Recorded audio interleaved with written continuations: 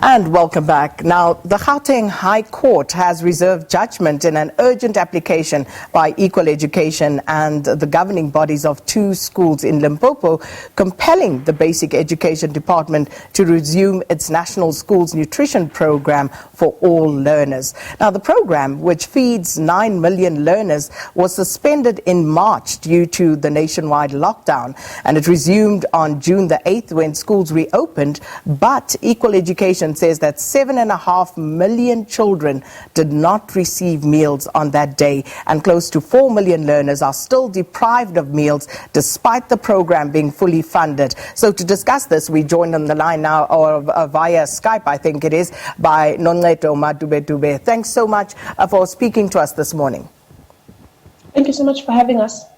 Now, at the moment, Noncedo, we look ahead to the grades who will be returning to school next week. But before we even get to that point, what is the school meal situation like currently in the schools that are open and are serving? So I do want to say that part of what we're arguing for is exactly that, a concise and comprehensive plan to show the rollout of the school nutrition program across provinces. So at the moment, we don't have a clear sense. Outside, you're looking at tweets from the Department of Basic Education coming from different provinces on learners beyond grade 7 and 12 getting meals to date. So we don't have a clear sense. And inside, they're responding affidavits to us for our court case around school nutrition. They've said to us they'd promised to start feeding learners as of the 22nd of June. Went off and asked members if they would share with us if they've gotten news to go to school and collect school meals, and many across 5 provinces have said to us this is actually not the case. So we don't have a clear sense, and what we're asking for are public records of the plans to roll out the school nutrition program. So we don't know right now. So the Department of Basic Education, Noncedo, has blamed the delay on logistical and economic challenges as a result of the lockdown. So from what you have seen and what you've observed on the ground, what is your view on that matter? So, as we were arguing in court yesterday, we found, I was thinking to myself, we're in such a peculiar situation because, in fact, the Department of Basic Education isn't, and the provincial departments aren't arguing that they don't have the finance to roll out this program.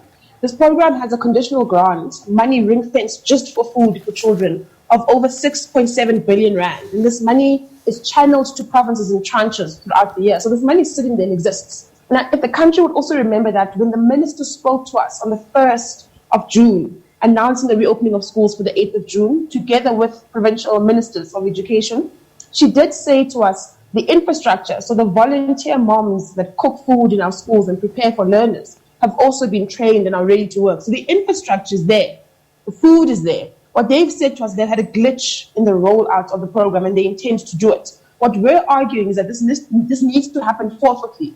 This is part and parcel of the right to nutrition, equality, dignity, and education, ultimately. But I think in the proceedings of the Department of Basic Education, I must say it was scary to counsel from the how we need to set aside the responsibility of food to programs like the Social Development Department, and understand that the pressures of the Department of Education were solely around education. And to me, it just means that we're in a scary situation where our government doesn't understand that education is a socio-economic issue, and there needs to be a social enterprising of how learners come to school and the needs that they get at school. So the building of community, the education and blended learning, the peer meditation through teachers, but most importantly, those that are over 9 million qualifying for school meals depend on these meals, and that's part and parcel of the education package in the Constitution.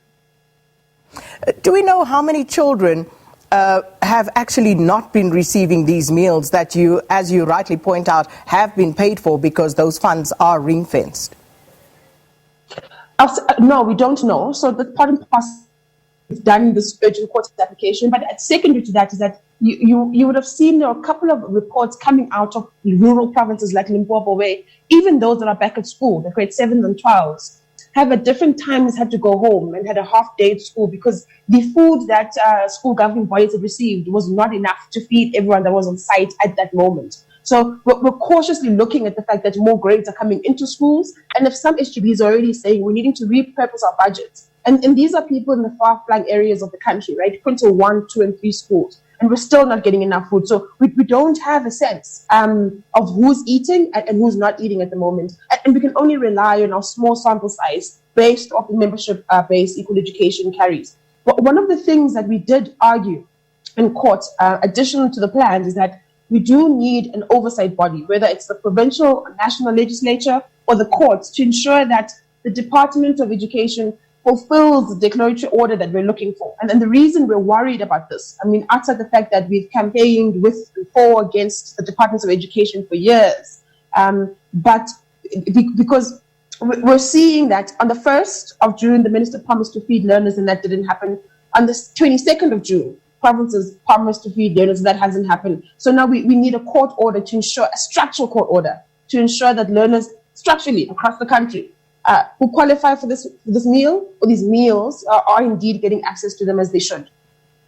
And we know, of course, that this case highlighted by 2 schools in Limpopo. Do we know what the latest is in those 2 schools? Have things since turned around? The SGBs, we were all in contact because we've joined the case together. And from what we understand is that, and this is why I'm referencing this SGB matter, that things are difficult for them. They don't feel that they've got sufficient food in order to feed everyone on the school premises. We haven't spoken about what it means for schools reopening for more grades in the next week. But I imagine there are some anxieties around that. So we're going to be having a bit of a roundtable discussion later on matters education related. But if we turn our attention, Noncedo, to COVID-19 related issues in schools and teachers and pupils in particular, what has Equal Education been observing? Because we've been reporting on new infections on almost a daily basis. But what is the situation like from your observation? So we run internal surveys with our learner members that are back at school, grade 7s in particular. And many of them have said to us, look, we're wanting to be back at school right now. And they've shared the reasons around access to mediation through their teachers, access to data, learning materials, and the anxiety of being inside exit grades, of course.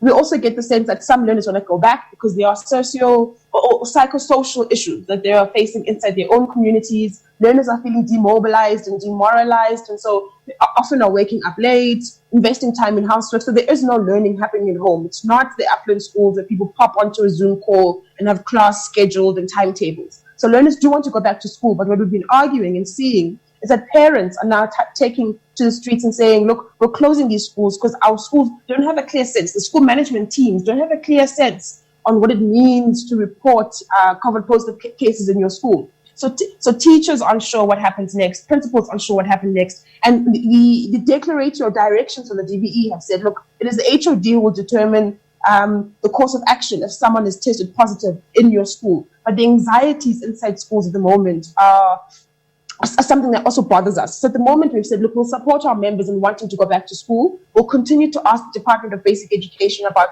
key essentials like sanitation facilities, sanitizing, personal protective equipment, the school nutrition program, for example, and ways to ensure that blended learning is able to happen at school and at home if provinces choose to platoon or stagger their school timetable daily. And that's where we're sitting at the moment. But we are using the rest of today to talk to unions and get an assessment of what's been happening inside the joint meetings with the various departments of education. Because unfortunately, as one of the biggest organized learner bodies in the country, we don't have access to those meetings. We get information with the rest of the country, and we're working through it at the moment.